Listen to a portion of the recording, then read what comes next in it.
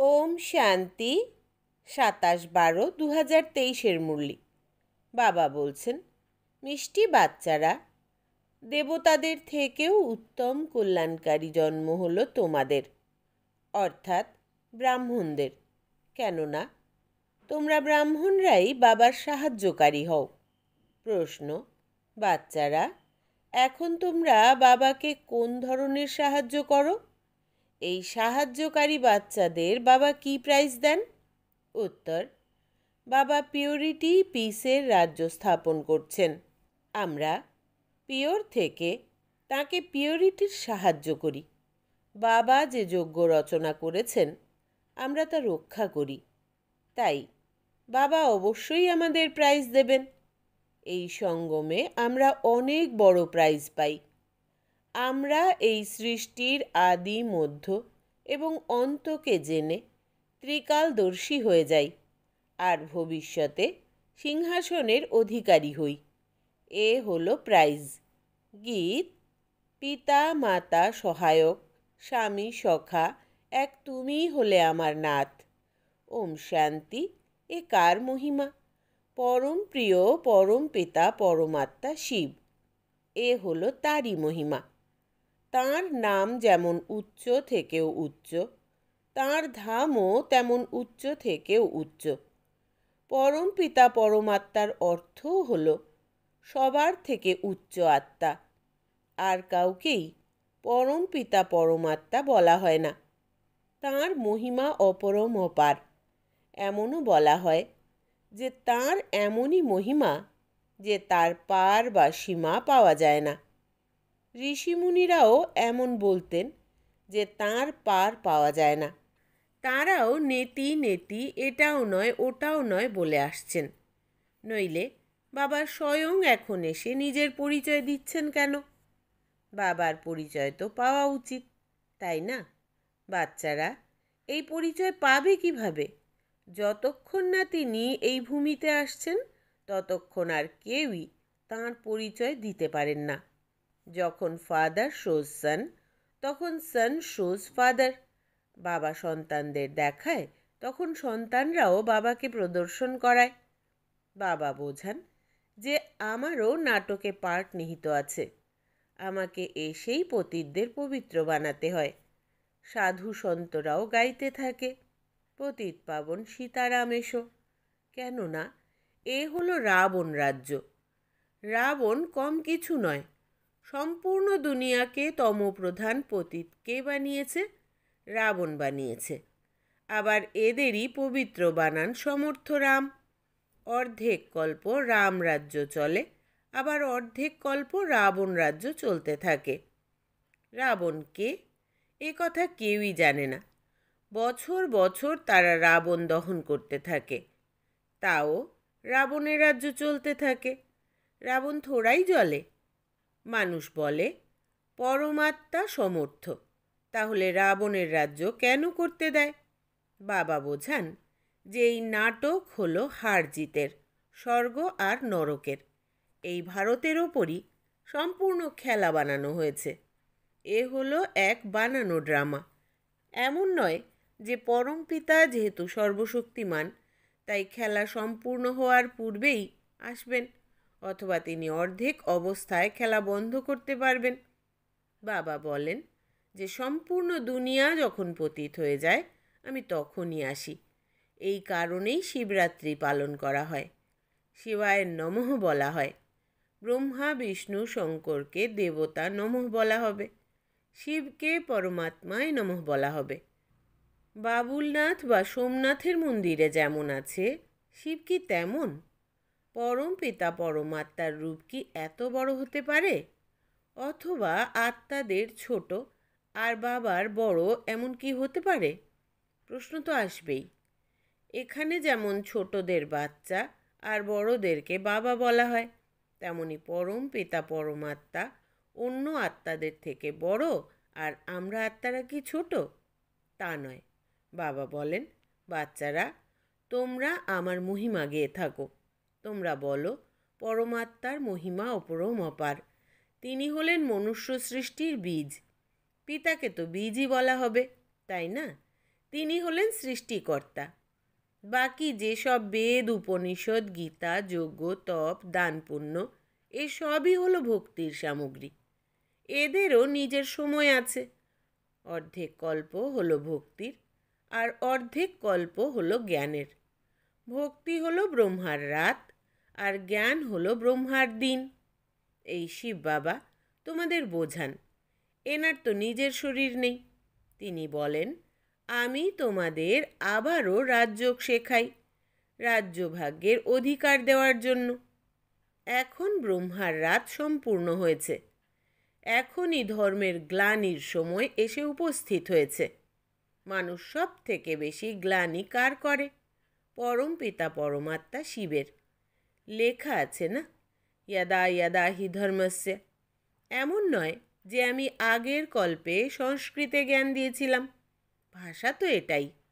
ভারতে যখন দেবী দেবতা ধর্ম স্থাপনের জন্য অতি মাত্রায় গ্লানি হয়, আমাকে মানুষ নুড়ি পাথরে বলে দেয়, আমি তখন আসি। যে ভারতকে স্বর্গ বানায়, পতিতকে পবিত্র বানায়, তার কত গ্লানি করেছে। বাচ্চারা, তোমরা জানো ভারত হলো সব থেকে পুরানো খণ্ড, যা কখনোই বিনাশ হয় না। সত্যযুগে লক্ষ্মীনারায়ণের রাজ্য এখানেই হয়। এই রাজ্য স্বর্গের রচয়িতাই দিয়েছেন। এখন তো সেই ভারতই পতিত। তখন আমি আসি। সেই সময় তার মহিমা গাওয়া হয়, শিবায় নমঃ। এই অসীম জগতের ড্রামায় আমাদের সকল আত্মার পার্ট নিহিত আছে, যা রিপিট হয়। যার থেকে কোনো একটু টুকরো বের করে জাগতিক ড্রামা বানায়। এখন আমরা ব্রাহ্মণ, এরপর দেবতা হব। এ হলো ঈশ্বরীয় বর্ণ। এ হলো তোমাদের 84 জন্মের অন্ত। এতে তোমাদের 4 বর্ণের জ্ঞান আছে। তাই ব্রাহ্মণ বর্ণ সব থেকে উঁচু। কিন্তু মহিমা বা পূজা দেবতাদের হয়। ব্রহ্মার মন্দিরও আছে, কিন্তু কেউই জানে না যে এখানে পরমাত্মা এসে ভারতকে স্বর্গ বানান। স্থাপনা যখন হয় তখন বিনাশেরও প্রয়োজন। তাই বলা হয়, রুদ্র জ্ঞানযজ্ঞে বিনাশের অগ্নি প্রজ্বলিত হয়। সেই বাবাই এখন বাচ্চাদের বোঝাচ্ছেন, মিষ্টি বাচ্চারা, এ হলো তোমাদের অন্তিম জন্ম। আমি তোমাদের আবার স্বর্গের অবিনাশী উত্তরাধিকার দিতে এসেছি। এ হলো তোমাদের অধিকার। কিন্তু যে আমার শ্রীমতে চলবে, আমি তাকে স্বর্গের উপহার দেব। ওরাও শান্তির উপহার পায়। বাবা কিন্তু তোমাদের স্বর্গের উপহার দেন। বাবা বলেন, আমি কিন্তু নেব না, আমি তোমাদের দ্বারা স্থাপনা করাই। তাই তোমাদেরই এই উপহার দিই। তোমরা তো শিব বাবার পৌত্র এবং ব্রহ্মার সন্তান। এত বাচ্চা তো প্রজাপিতা ব্রহ্মাই দত্তক নেবেন, তাই না? এই ব্রাহ্মণ জন্ম হলো তোমাদের সব থেকে উত্তম জন্ম। এ হলো কল্যাণকারী জন্ম। দেবতাদের জন্ম অথবা শূদ্রদের জন্ম কল্যাণকারী নয়। তোমাদের এই জন্ম হলো খুবই কল্যাণকারী। কেননা তোমরা বাবার সাহায্যকারী হয়ে এই সৃষ্টিতে পবিত্রতা এবং শান্তি স্থাপন করো। এই পুরস্কার দাতারা সে কথা কি জানেন? ওরা তো কোনো আমেরিকান আদিদের দিয়ে দেন। বাবা তবুও বলেন, যারা আমার সাহায্যকারী হবে আমি তাদের প্রাইজ দেব। পবিত্রতা থাকলে সৃষ্টিতে শান্তি এবং সমৃদ্ধিও থাকবে। এ তো বেশ্যালয়। সত্যযুগ হলো শিবালয়। শিব বাবা সেই যুগ স্থাপন করেছেন। সাধু সন্ন্যাসীরা হলেন হঠযোগী। তারা গৃহস্থ ধর্মের মানুষদের সহজ রাজযোগ শেখাতে পারেন না, যতই হাজারবার গীতা মহাভারত পড়ুক না কেন। ইনি তো সবার বাবা। তিনি সকল ধর্মের মানুষদের বলেন, তোমাদের বুদ্ধিযোগ এক আমার সঙ্গে লাগাও। আমিও এক ছোট বিন্দু, এত বড় নই। আত্মা যেমন, আমিও ঠিক তেমনই পরমাত্মা। আত্মাও এই ভ্রুকুটির মধ্যে থাকে। এত বড় হলে এখানে কি করে বসতে পারত? আমিও ঠিক আত্মারই মতো। আমি কেবল জন্ম মরণ রহিত, সদা পবিত্র, আর আত্মারা জন্ম মরণে আসে। আত্মা পবিত্র থেকে পতিত, আবার পতিত থেকে পবিত্র হয়। বাবা এখন আবার সবাইকে পতিত থেকে পবিত্র বানানোর জন্য এই রুদ্র জ্ঞানযজ্ঞ রচনা করেছেন। এরপরে সত্যযুগে কোনো যজ্ঞ হয় না। আবার দাপর যুগ থেকে অনেক প্রকারের যজ্ঞ রচনা করা হয়। সম্পূর্ণ কল্পে এই রুদ্র জ্ঞানযজ্ঞ একবারই রচনা করা হয়। এতেই সকলের আহুতি হয়। এরপর আর কোনো যজ্ঞের রচনা করা হয় না। কোনো বিপর্যয় এলেই যজ্ঞের রচনা করা হয়। বর্ষা না হলে বা অন্য কোনো বিপর্যয় এলে যজ্ঞ রচনা করা হয়। সত্যযুগ আর ত্রেতায় কোনো বিপর্যয় হয় না। এই সময়ে অনেক প্রকারের বিপর্যয় আসে, তাই সব থেকে বড় শেঠ শিব বাবা যজ্ঞ রচনা করিয়েছেন।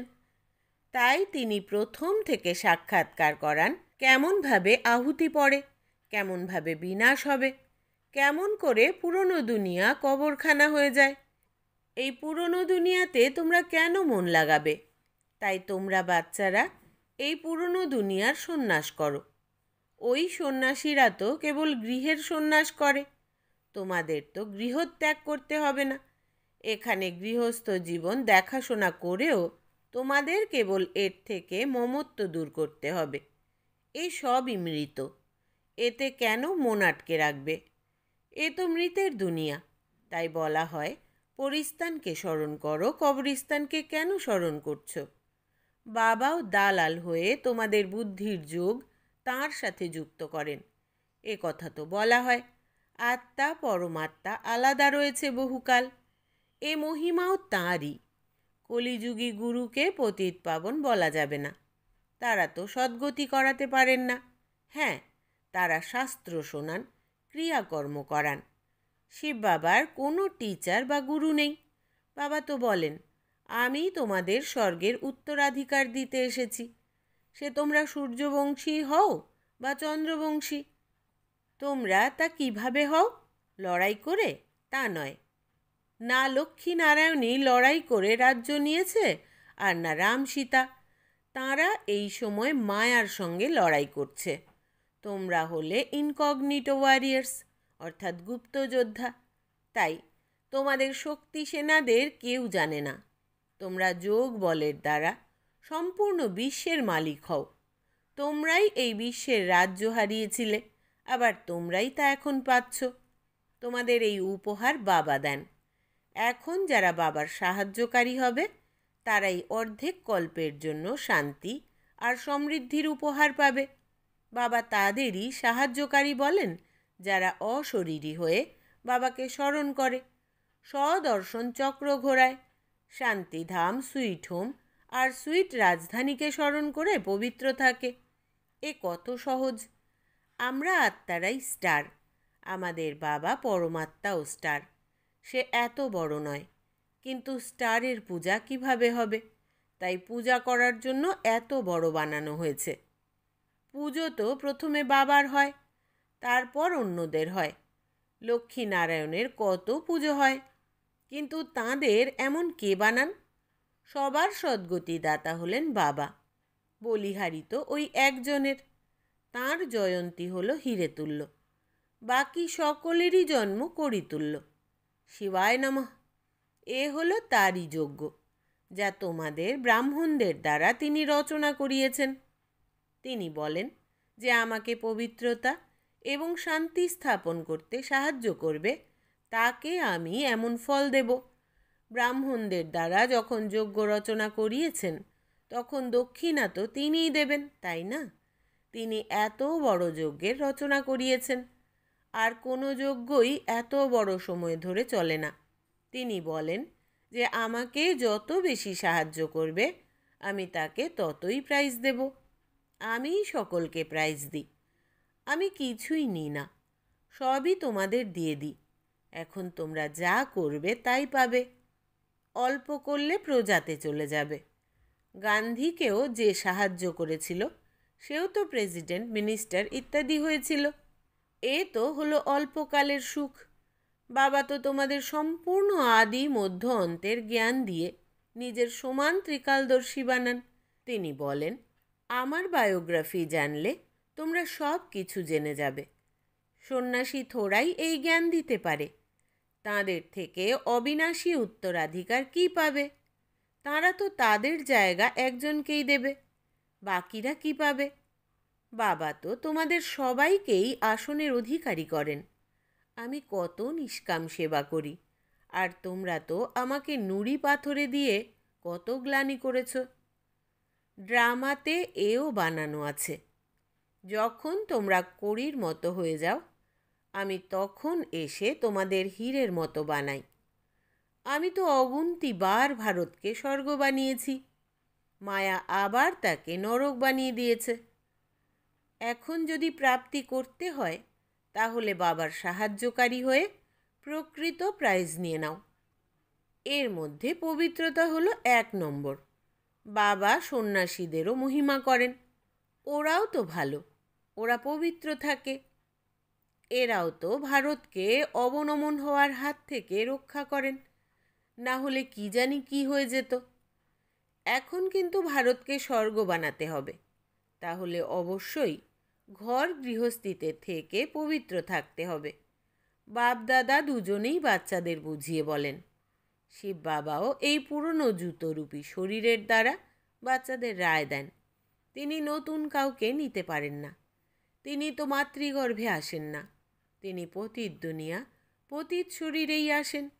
এই কলিযুগ হলো ঘোর অন্ধকার।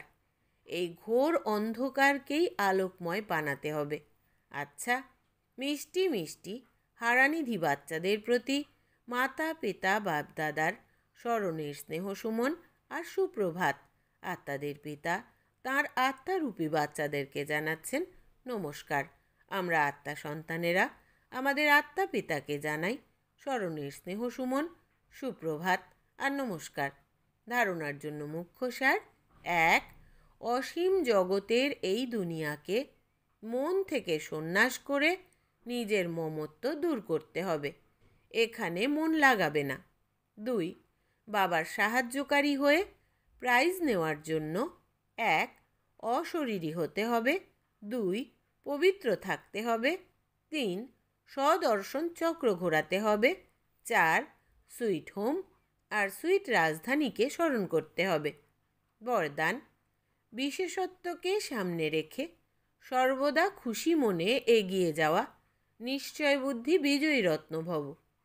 বিস্তার: নিজের যা কিছু বিশেষত্ব, যদি তাকে স্মরণে রাখো, তাহলে দুর্বলতার প্রতি নয়, নিজের প্রতি বিশ্বাস থাকবে। দুর্বলতার কথা বেশি চিন্তা করো না, তাহলে খুশি মনে এগিয়ে যেতে থাকবে।